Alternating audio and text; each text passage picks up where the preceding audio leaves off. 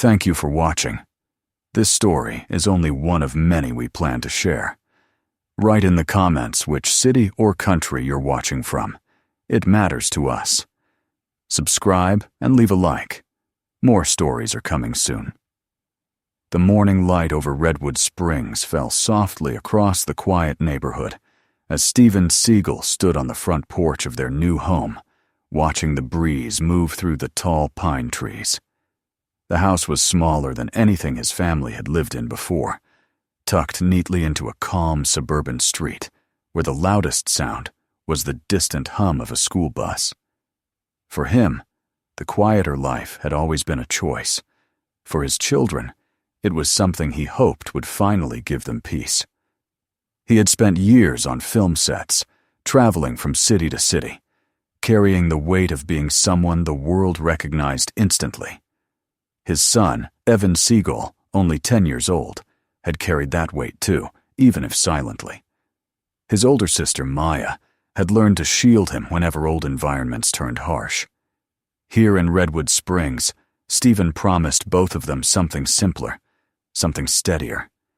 He hoped this town would give Evan room to grow without cameras, without expectations, without assumptions. Evan stood beside him now, backpack on, eyes lowered. He was gentle by nature, soft-spoken, thoughtful, always observing more than he said.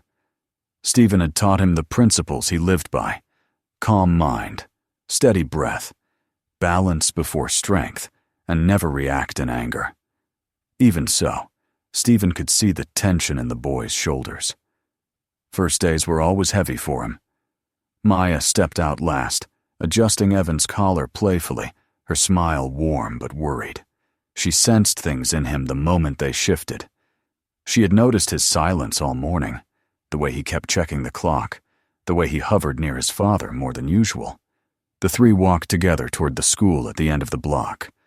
Redwood Creek Elementary looked peaceful from the outside. Pale blue lockers lined the hallways, sunlight poured through wide windows, and a soft hum of voices echoed from classrooms. But for Evan, the moment he stepped through the doors, the world grew louder.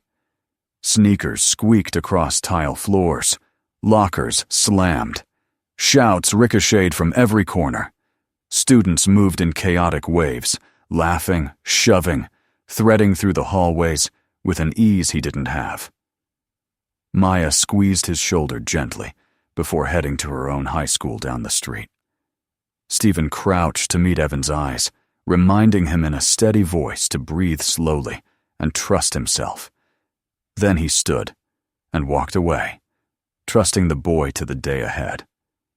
Evan entered his new classroom with quiet steps. Room 12B. His fingers tightened around the straps of his backpack as he scanned the room. 25 students looked up slowly, some curious, some indifferent.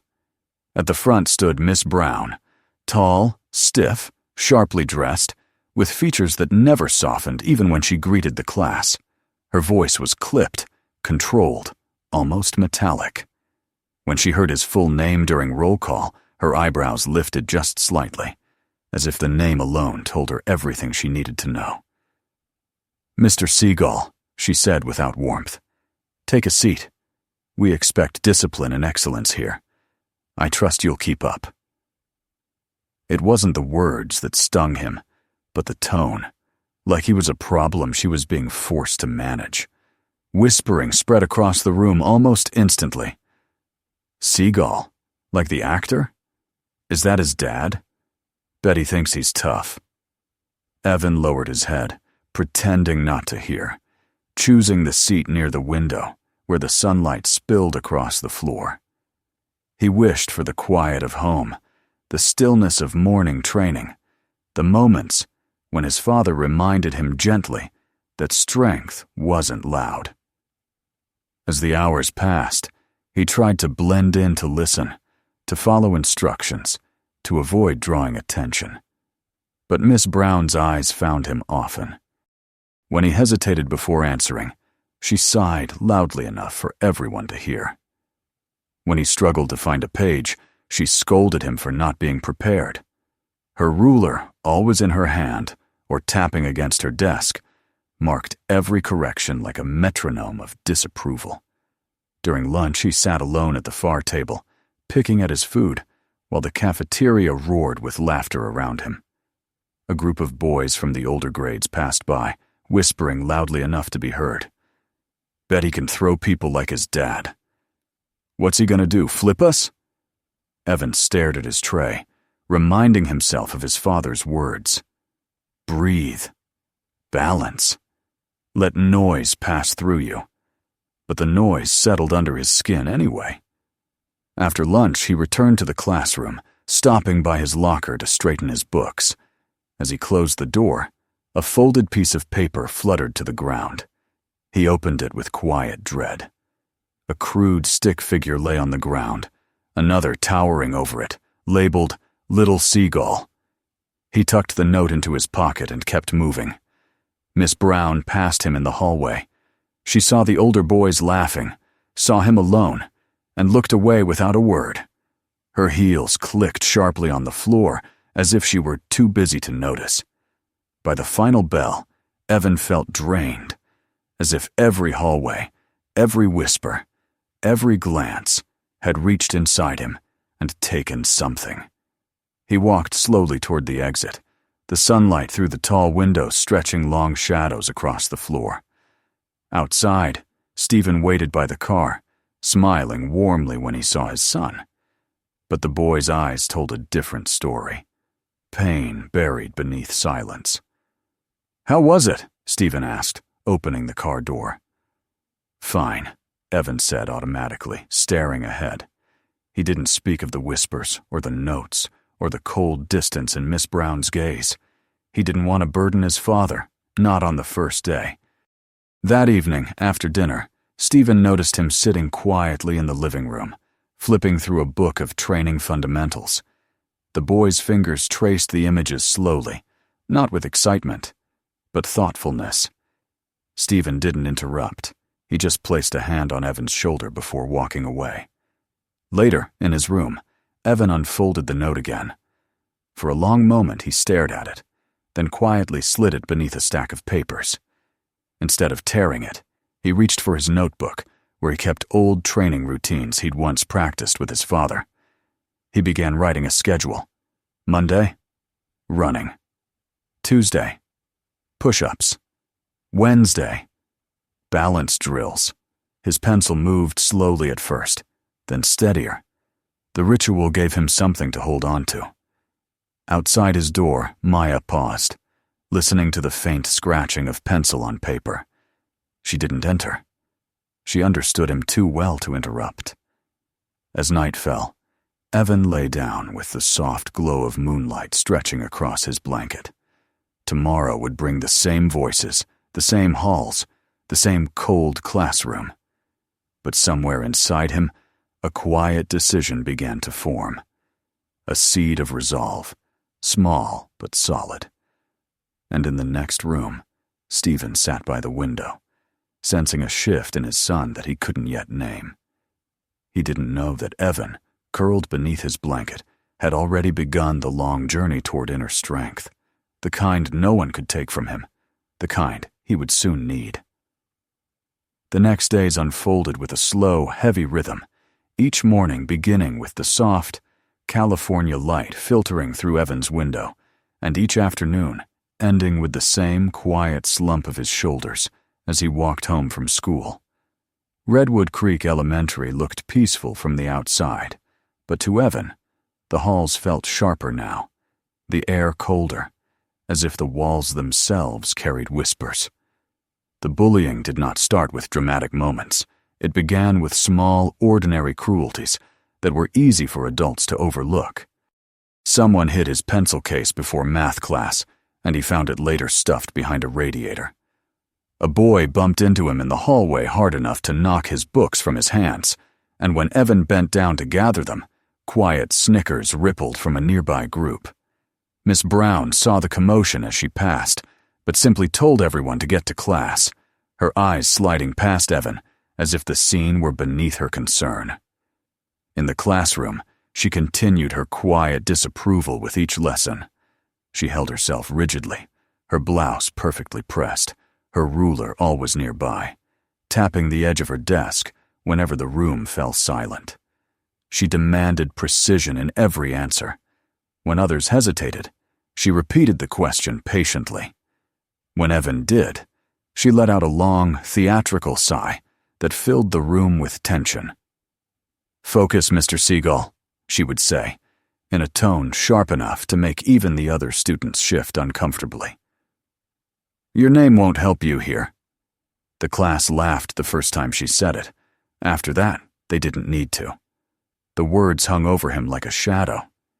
During lunch periods, Evan gravitated to the far table in the corner of the cafeteria, the one closest to a window that looked out on the quiet side yard. There, away from the noise, he could slow his breathing, grounding himself the way his father had taught him. But the peace never lasted long. A group of older boys from the sports team made it a routine to walk past his table and toss comments over their shoulders. "Careful, he'll flip us like his dad." "Hey, Hollywood, show us a stunt." "Mommy's little warrior." He didn't respond. Each time he lowered his gaze and tried to eat, but his hands trembled just slightly, the fork tapping against the tray. After school, he walked home under the long shadows of the tall pine trees, his steps quiet on the pavement. Maya noticed his silence growing heavier with every passing day. One evening, when she saw him enter the house with a split lip, she asked what happened. He muttered something about bumping into a locker. She didn't believe him, but she didn't push. She simply touched his shoulder gently before he retreated to his room. That night, Stephen sat across from him at dinner, watching the boy pick at his food, as if lost in his thoughts. Stephen's instincts, those that kept him calm in chaotic situations, those that taught him to read people like mirrors, told him something was happening. But he remembered what it felt like to be young, to want to handle pain alone. He chose patience for now, knowing the truth would surface eventually. The next morning, Evan woke before sunrise, slipping quietly out of bed and pulling on his sneakers. The town was still dark, the air crisp. He stepped onto the porch and began to run, his breath forming small clouds in the cold morning. At first his steps were uneven, his lungs burning after only a few blocks, but he kept going. He remembered watching Stephen in practice, speaking quietly to himself between movements, commanding breath and balance with each shift of his weight. Evan tried to do the same. Each stride became a small act of defiance, each inhale a reminder that he was still here. By the time he returned home, the sun was just beginning to rise, turning the dew on the grass into tiny sparks. Stephen stood in the kitchen pouring coffee when Evan entered, drenched in sweat. Their eyes met. Stephen said nothing, only nodded once, a silent acknowledgement of a beginning. At school, the pattern continued, though something in Evan's posture changed subtly. He walked a little more steadily through the halls, not with confidence, but with a growing resolve. When an older boy knocked a notebook off his desk during homeroom, Evan bent down, picked it up slowly, and returned to writing without reacting. The boy stared at him for a moment, confused by the lack of fear or anger, then muttered under his breath and walked away. Miss Brown took notice, too. When she called on Evan during lessons, his voice trembled at first, but it no longer broke. He kept his eyes forward. When she made a sharp remark about his work, he didn't flinch. Her irritation deepened. She thrived on control absolute, unquestioned authority. Something about his calmness, his refusal to break, challenged that authority. She didn't understand it, and it unsettled her. Days passed, and the bullying began to shift. The boys still mocked him, but the more he ignored them, the more frustrated they became. Their jokes lost some of their force. They expected fear, they expected reactions, but Evan gave them none. They didn't know that each morning he ran before dawn, practicing balance drills in the small park near the house, grounding himself in the stillness of sunrise. Each training session was not about strength, but about returning to himself. At home, he added new exercises, push-ups until his arms trembled, sit-ups until his stomach burned. He whispered to himself the words his father had once spoken. Control first. Always control. One evening he found a pair of hand wraps on the kitchen table, along with a bottle of water. A small note sat beneath them. For when you're ready. Dad. Evan picked up the wraps, turning them over in his hands, feeling the rough fabric between his fingers. It wasn't a push toward violence. It was a reminder of discipline, of self-respect, of steadiness. At school, Miss Brown continued her quiet war. She called on him when she knew he didn't have his answer ready. She found errors in his work even when they were small. She reminded him again and again that discipline must be earned. Effort isn't everything, she told him sharply one afternoon. You can't rely on your father's name forever. A ruler tapped rhythmically on the desk, a cold sound that once sent a shiver down his spine. Now it felt distant, like thunder rolling far away. On a rainy afternoon, after school, Evan walked home alone, his backpack heavy on his shoulders. A group of older boys followed him at a distance. "Hey, tough guy," one called out. "Do one of those moves your dad taught you." Just as Evan reached the edge of the sidewalk, one of them shoved him hard enough to send his books scattering. Papers fluttered in the wind. He knelt down, gathering them slowly. He kept breathing. He did not react. The boys stared, confused and irritated. "That's what I thought," one muttered before they walked away. When Evan reached home, the sky was already dark. He stood on the porch for a long moment, breathing in the cool air. He didn't want to bring the ugliness of school into the house. He stepped inside, forcing a small smile. "Hey, Dad," he said softly. Stephen nodded, reading the truth in his eyes even if the boy didn't say it aloud. That night, Evan couldn't sleep. Every insult replayed in his mind, every laugh, every shove. Yet beneath the ache, something else formed.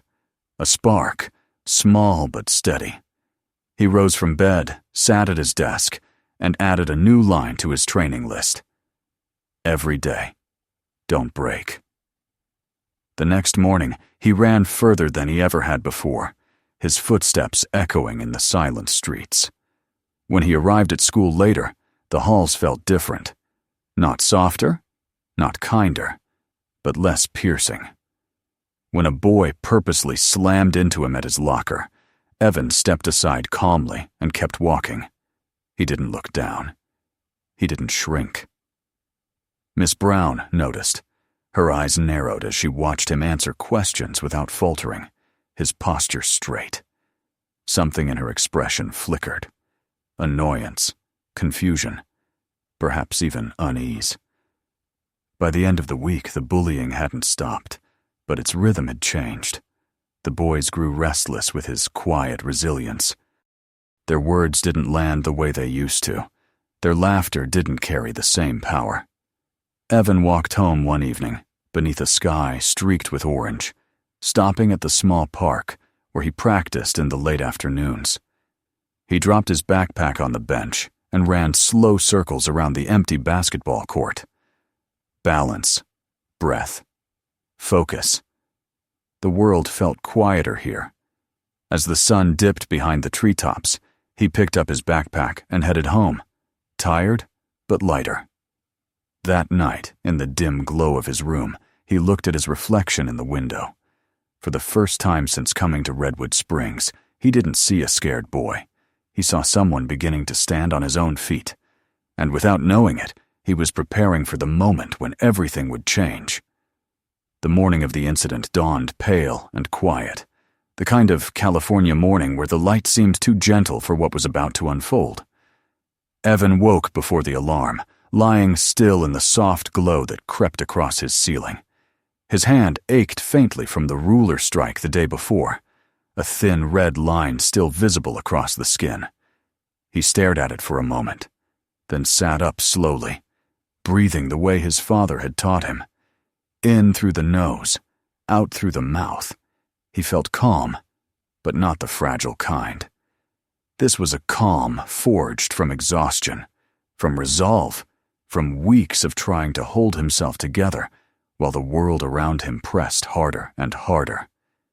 Downstairs, Stephen watched him eat breakfast quietly, noticing the small stiffness in his movements, the way he favored one hand. Maya noticed too, her eyes sharp and worried. But Evan insisted he was fine. He always did. Stephen said nothing, but his jaw tightened as he watched his son finish his meal in silence. He had seen that posture in fighters before, a quietness that came not from fear, but from enduring too much for too long. When Evan walked out the door toward school, Stephen followed a few seconds later, his steps slow, deliberate, as if he were weighing something heavy in his mind. At school, the air felt strange, charged with tension. Students clustered in small groups around their phones, their voices low and urgent. The video of Miss Brown striking Evan had spread overnight. It wasn't everywhere, but it was enough.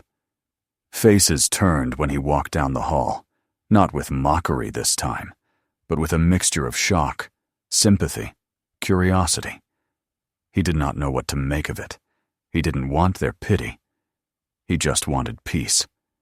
When he entered the classroom, the noise died instantly. Miss Brown stood at the front of the room sorting papers, but there was a stiffness to her movement, a tightness around her eyes that hadn't been there before. She looked up at him only once, but in that brief glance, he saw fear, or guilt, or perhaps the first flicker of understanding. She didn't greet him. She didn't greet the class. She simply began the lesson with a shaky voice, her usual harshness dimmed beneath the weight of what she had done. Evan took his seat by the window, his breath steady, his mind quiet. But his heart still felt heavy. The room felt colder than usual, every sound sharp. It was only when the doorknob turned that the air truly seemed to stop. The classroom door opened, and there, framed in the hallway's bright light, stood Stephen Siegel. He wore no expression of anger, no dramatic scowl or clenched fists. He stood tall, calm, a controlled presence that filled the doorway before he even stepped inside. His black jacket hung neatly at his sides, his hair pulled back the way he always wore it, his posture steady and unshakable. But his eyes were cold steel. The class inhaled as one. Even Miss Brown froze, her lips parting in a small gasp she tried to hide. She knew instantly why he was here. The room fell so silent that even the hum of the fluorescent lights felt deafening. Stephen stepped forward slowly, the weight of his presence bending the air around him. His boots hit the linoleum floor with quiet, measured steps. No one in the room dared to move. Miss Brown attempted to gather herself, straightening her blouse and forcing her voice steady. "Mr. Siegel, this is highly inappropriate. We are in the middle of—" Stephen raised a hand slightly, not in threat, but in a quiet gesture that carried more authority than any shout. She fell silent immediately. He turned his head toward the class, scanning each face, and then his gaze landed on Evan, softening for just a moment, enough for the boy to breathe again. Then Stephen turned to Miss Brown, his voice low and controlled, every word precise. "You struck my son." Miss Brown swallowed hard. "It was a misunderstanding. I lost my temper. But this should be handled through proper—" "You hit a child," Stephen said, his tone steady, almost gentle, but with a firmness that made the hairs on every student's arms rise. "You humiliated him, and you stood over him with a ruler like he was someone you needed to break." Miss Brown's breath caught. She opened her mouth to speak, but her voice barely came out. I made a mistake." "No," Stephen said softly. "You abused your power, and you forgot what your role truly is." The class sat frozen, 30 pairs of eyes darting between their teacher and the man who stood like a silent storm in the middle of the room. Stephen took another step closer, his presence towering but never aggressive. Evan came here to learn, not to be punished for his last name. You judged him before he ever opened his mouth. You singled him out. And when he stood up for himself, you struck him. Miss Brown shook her head, her voice trembling. I didn't mean. Intent doesn't erase harm.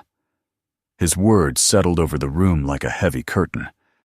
The principal, alerted by the whispers spreading through the hall, appeared in the doorway.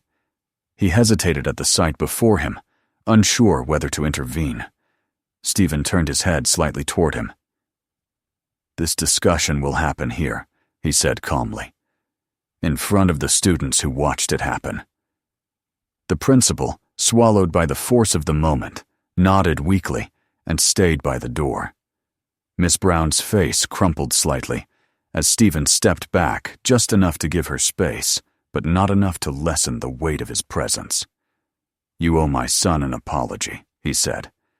Not because I'm here, not because I'm his father, but because you hurt him, and you know it. Miss Brown stared at Evan, her eyes wet, her voice barely above a whisper. Evan, I'm sorry. I shouldn't have yelled.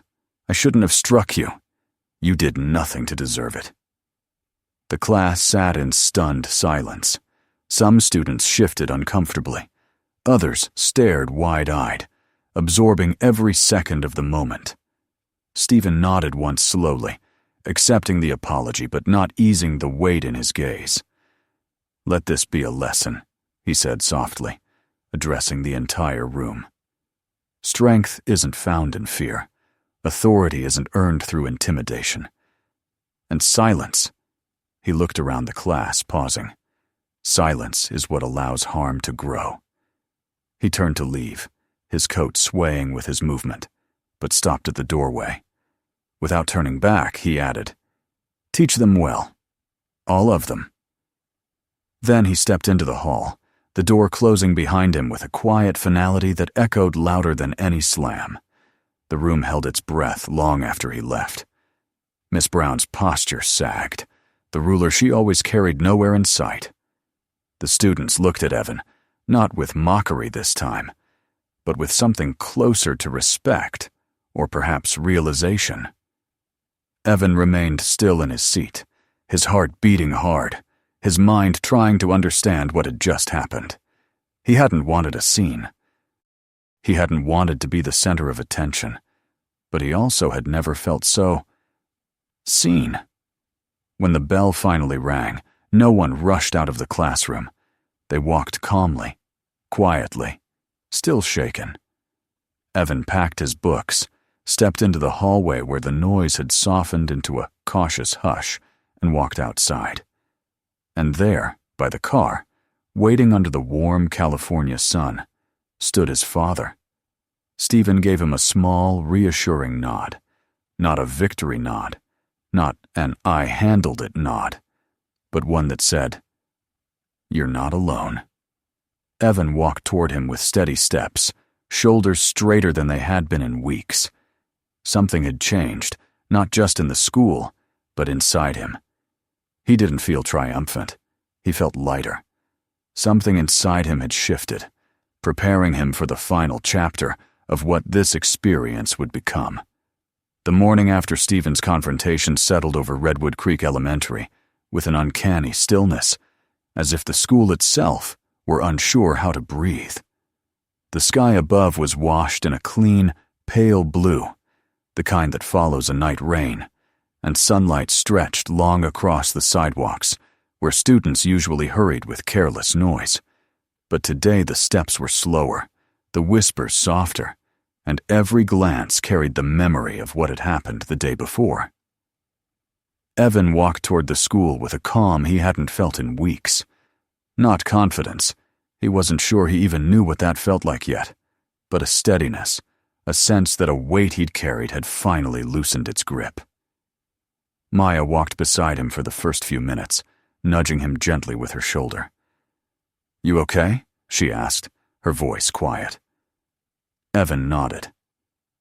Yeah, I think so. She smiled at him, not the playful smile she wore when teasing him, but the kind that meant she was proud without needing to say it out loud. She turned toward her own school at the end of the block, and Evan continued alone. As he approached the entrance, students standing by the lockers moved aside slightly, not in fear, but in a subtle, respectful way he hadn't experienced before.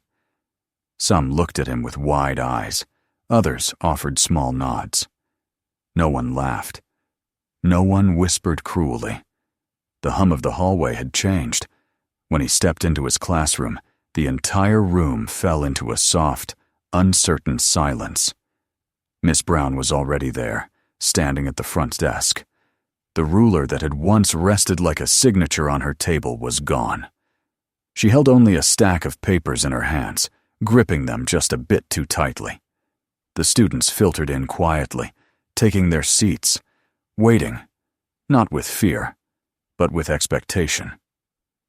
Miss Brown took a slow breath, the kind that trembles on the way out, and looked up at her class.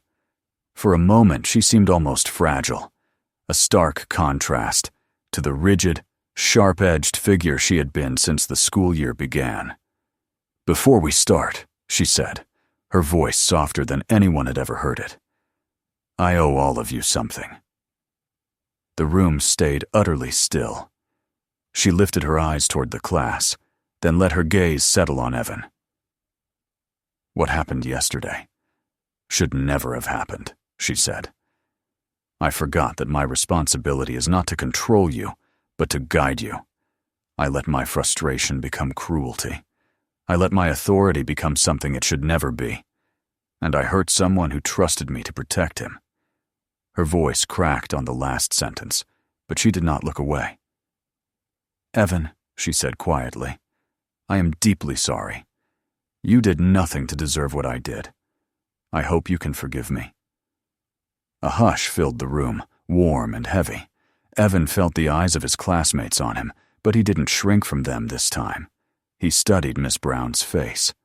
Tired, humbled, human in a way he had never seen before, and he nodded once.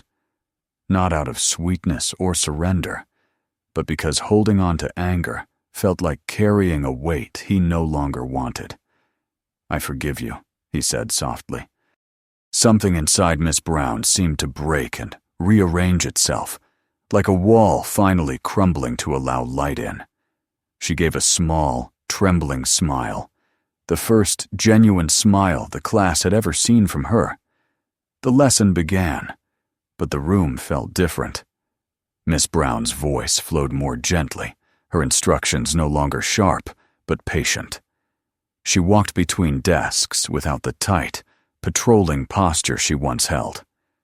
Several students exchanged glances, surprised by the change, and gradually the usual rhythm of learning returned, but lighter, warmer. At lunch, the cafeteria buzzed with a new kind of energy. Someone approached Evan's table. The tall basketball player who had once tossed a milk carton onto his tray. He hesitated, shifting awkwardly. "Hey," he muttered. That essay you wrote. The teacher put it on the board as an example. It was good." Evan blinked, unsure if he'd heard right. The older boy stuffed his hands into his pockets. "Just saying." Then he walked away, leaving Evan staring after him. Respect never needed to be loud. That afternoon he returned home under a golden sky, the smell of rain still lingering in the warm air. When he entered the house, he found Stephen in the living room, cleaning the wooden frame of an old photograph. Without looking up, Stephen said, "Heard there was a change at school today." Evan nodded, dropping his backpack by the door. "She apologized," he said quietly. Stephen raised his eyes, studying the boy's face carefully. "How do you feel?" Evan thought for a moment. "Better," he said. "Different. Lighter." Stephen nodded once, approval passing across his expression like a shadow of a smile. "Good. Forgiveness isn't weakness. It's choosing to let yourself breathe again. That evening, the house was filled with a peaceful stillness. Maya did homework at the kitchen table. Stephen cooked dinner with quiet focus. Evan sat by his window, watching the last rays of sunlight fade across the rooftops. On his desk lay the graded essay that Miss Brown had returned that day. At the top of the page, written in her neat handwriting, were the words, "Your voice matters. Keep writing." He folded the paper carefully and placed it beside his notebook. Later, as dusk settled into night, he walked into the living room and found Stephen wrapping his old hand wraps with slow, practiced movements. Evan hesitated before speaking. "Dad?" Stephen looked up. "Yeah? Can you teach me more? Not fighting. Just balance. Control." Stephen studied him for a long moment, then nodded slowly, almost proudly. "You already learned the hardest part," he said. "But yes, I'll teach you the rest." They trained that evening in the quiet backyard. Not punches, not throws, just breathing, footwork, grounding. Movements that taught stillness, not aggression. Movements that taught how to stand without wavering. Days passed. The bullying faded, slowly at first, then completely. The boys who once mocked him now nodded at him in the hall. Some even stepped aside when he walked past. Miss Brown became a different teacher altogether. She raised her voice less, listened more, and no longer carried a ruler. Students who had once dreaded her now began answering questions without fear. It was strange, Evan thought, how quickly a place could change when someone chose to be better. One afternoon, he noticed a small boy sitting on the curb outside the school, his backpack dumped out, notebooks scattered. A group of older kids walked away laughing. Evan approached quietly and knelt beside him. "You okay?" The boy wiped his eyes. "They said I talk weird," he whispered. Evan helped him pick up the papers. "They said that to me, too," he said. The boy glanced up. "What did you do?" Evan smiled softly. "I didn't let it change me." The boy nodded slowly, holding his notebooks close. As Evan walked home that day, he felt something settle inside him, a sense of direction, a calmness that felt earned. That night, in his room, he unwrapped the hand wraps from his wrists and placed them neatly on his desk. They were no longer symbols of defense, or fear, or training against pain. To him now, they represented balance, choice, and the quiet strength he had found within himself. He knew he didn't need them anymore. Tomorrow, he decided, he would give them to someone else. Someone who needed to learn the same lesson he had. When he turned off the light, the room filled with the gentle rhythm of rain outside. He lay back on his pillow, eyes drifting closed, breathing steady, mind at peace. For the first time since moving to Redwood Springs, he felt ready for whatever tomorrow would bring. He didn't feel like the kid everyone pushed around anymore. He didn't feel like the son of someone famous. He felt like himself. Strong in a way no one could see. Strong in a way no one could take. And as sleep pulled him gently under, he knew the story of who he was becoming had only just begun. Thank you for watching. This story is only one of many we plan to share. Write in the comments which city or country you're watching from. It matters to us. Subscribe and leave a like. More stories are coming soon.